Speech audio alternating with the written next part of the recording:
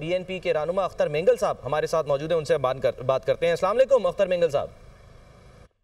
السلام علیکم سر فرمائیے گا، اس وقت صورتحال یہ ہے کہ ڈیپینڈنٹ ہے اس وقت یہ آئینی ترمیم آپ کے اوپر، مولانا کے اوپر، تو کیا سوچا آپ نے؟ دیکھیں جی، اب وہ آئینی ترامیم ہے کیا ہے، ابھی تک تو وہ ڈرافٹ کسی کو نہیں ملا ہے۔ مجھ سے تو رابطے تو کیے گئے ہیں، پرائم منسٹر کی طرف سے بھی رابطے ہوا تھا، ڈپٹی پرائم منسٹر کی طرف سے بھی، باقی لوگوں کی، لیکن ابھی تک ہمارے سامنے وہ ڈرافٹ آیا نہیں کہ اس میں ترامیم کیا ہے۔ سوشل میڈیا یا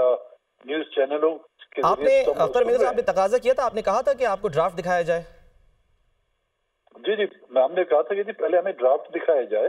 ہم اس میں دیکھیں گے اس ڈرافٹ میں ہے کیا، اور پھر اس کے بعد ظاہر اس میں شاید کوئی ترامیم بھی ہوں اور ہماری ڈیمانڈیں بھی ہوں گی اس میں۔ تو پھر انہوں نے کہا تھا جی ڈرافٹ بھیج رہے ہیں، آج صبح تک میں انتظار کرتا رہا، ہمارے پارٹی کے دوست بھی کوئٹہ میں انتظار کرتے رہے، وہ ڈرافٹ ہمیں ملا ہی نہیں۔ تو میں نے ان کے ساتھ یہ بھی باتیں رکھی ہیں کہ جی اگر آپ چاہتے ہیں کہ ہم آپ کو سپورٹ دیں تو اس کے بدلے میں آپ لوگ کیا کر سکیں گے۔ تو انہوں نے بولا آپ کیا چاہتے ہیں؟ میں نے بولا 1 ووٹ کے بدلے 1000 مسنگ پرسن بازیاب کرائیں، 2 ہمارے سینٹ کے ووٹ ہیں تو 2000 مسنگ پرسن کو آپ بازیاب کرائیں۔ بالکل، ایک تو ہماری جو پولیٹیکل ایشو ہے وہ ہم آپ کے سامنے یہ رکھ رہے ہیں، اور دوسری جو آئین کے اس ڈرافٹ کو دیکھ کر ہم دیکھیں گے کہ اس میں کیا چیزیں ایڈ کرنی ہے یا اس میں مائنس کرنی ہے، وہ ہم آپ کو بتا دیں گے۔ اچھا، اور آپ یہ بتائیں گے کہ آپ سے براہ راست وزیر اعظم کی طرف سے رابطہ کیا گیا یا انڈائریکٹلی آپ سے رابطہ ہوا ہے؟ کس نے آپ سے رابطہ کیا اس سلسلے میں؟ جی وزیر اعظم نے کل جب رابطہ کیا تھا، جب انہوں نے ریکویسٹ کی ہم سے کہ جی آپ ہمیں اس میں سپورٹ کریں، تو میں نے بولا ایک طرف سے آپ لوگ ریکویسٹ کر رہے ہیں، دوسری طرف سے ہمارے جو سینیٹرز ہیں ان پر دباؤ ڈال رہے ہیں، ان کے گھروں پر چھاپے مار رہے ہیں، ان کو دھمکیاں دی جا رہی ہیں، تو دونوں چیزیں ایک ساتھ نہیں ہو سکتی، یا تو ریکویسٹ کریں یا دھمکیاں دیں۔ تو پھر میں نے ان سے کہا جی یہ آئینی ترامیم ہے کیا جس کے لیے آپ لوگ اتنے وہ کر رہے ہیں؟ تو انہوں نے بھی کہا تھا ہم آپ کو بھجوا دیں گے۔ پھر اسحاق ڈار کا بھی میرے پاس فون آیا تھا، ان کو بھی میں نے یہ کہا جی جب تک ہمارے پاس ڈرافٹ نہیں آتا تو ہم کچھ نہیں کہہ سکتے کہ ہم آپ اس کو سپورٹ کریں گے نہیں کریں گے۔ اچھا، حکومت تو اب اس کوشش میں ہے کہ رات 12 بجے سے پہلے، رات 12 بجے سے پہلے وہ چاہ رہی ہے کہ یہ جو آئینی ترامیم ہے یہ پاس ہو جائیں، لیکن جو صورتحال آپ بتا رہے ہیں اگر آپ کے پاس ڈرافٹ ہی نہیں پہنچا تو ظاہر ہے آپ یہ کہہ رہے ہیں کہ اس وقت آپ کے لیے 2 چیزیں اہم ہیں، ایک ڈرافٹ پہنچے اس کو آپ دیکھیں، اس پہ فیصلہ کریں کہ کیا کرنا ہے، اور پھر دوسری جو آپ یقین دہانی چاہ رہے ہیں یا یہ چاہ رہے ہیں کہ کم از کم 2000 بندہ جو ہے جو مسنگ پرسنز ہیں وہ فوری طور پر بازیاب ہوں۔ لیکن یہاں پر سوال یہ پیدا ہوتا ہے کہ یہ وہ لوگ ہیں مسنگ پرسن جس کے لیے ظاہر ہے آپ آواز اٹھاتے رہے ہیں، ماضی میں آپ پاکستان تحریک انصاف کی حکومت کا بھی حصہ رہے، 6 نکات کی صورت میں آپ اس کو پیش کرتے رہے ہیں، لیکن وہاں پر تو ہم یہ کہہ رہے ہیں کہ عدالتیں بھی جو ہیں وہ پابند نہیں کر سکیں کہ تمام لوگ جو ہیں مسنگ پرسن جن کو آپ سمجھتے ہیں مسنگ پرسنز کہ وہ بازیاب ہوں، تو یہ اتنی جلدی کیسے ممکن ہوگا، یا کسی یقین دہانی پر ہی آپ مان جائیں گے؟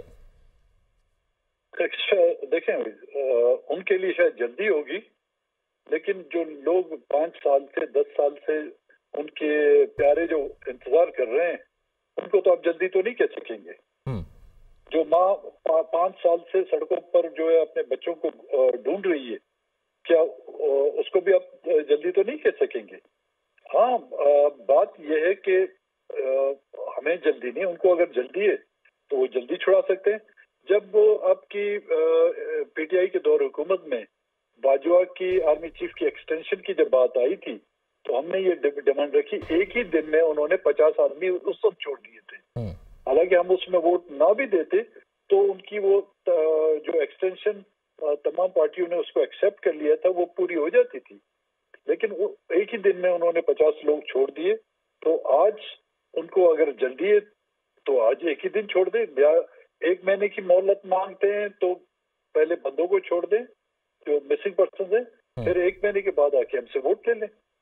اچھا، تو یعنی آپ یہ سمجھتے ہیں یہاں پہ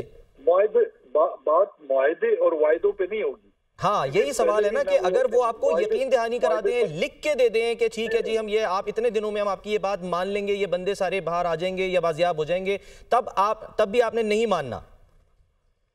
نہیں، لکھ کے تو پہلے بھی دیا ہے بھائی،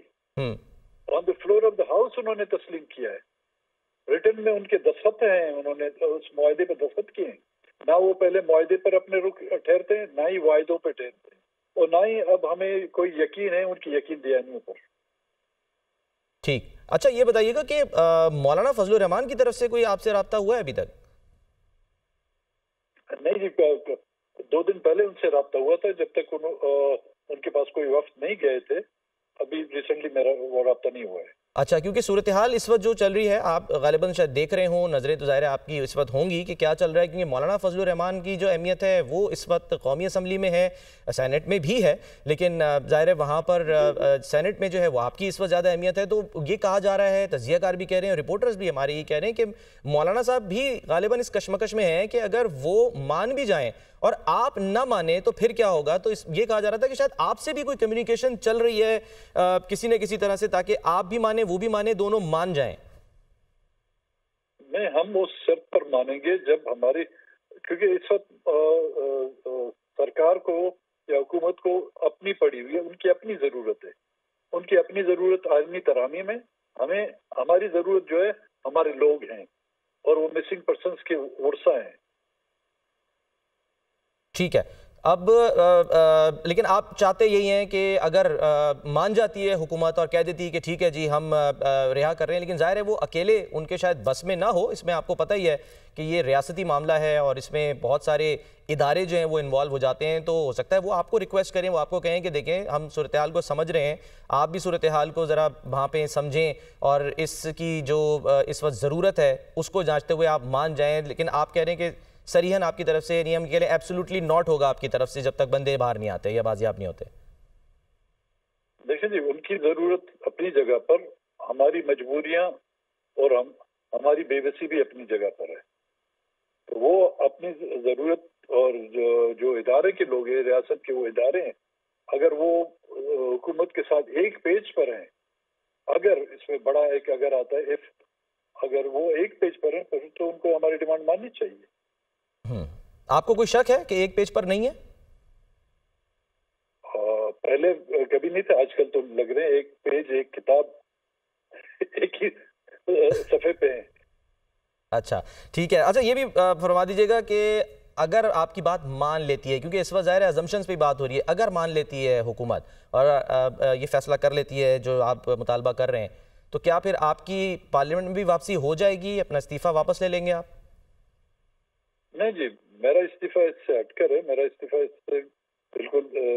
ملا جلا نہیں ہے۔ میں نے مجموعی بلوچستان کے حالات پر وہ استعفیٰ دیا تھا، وہ تو کسی صورت میں واپس نہیں دے رہا۔ یہ کیونکہ میں پارٹی کا پریزیڈنٹ ہوں، 2 سینیٹر ہمارے ہیں اس میں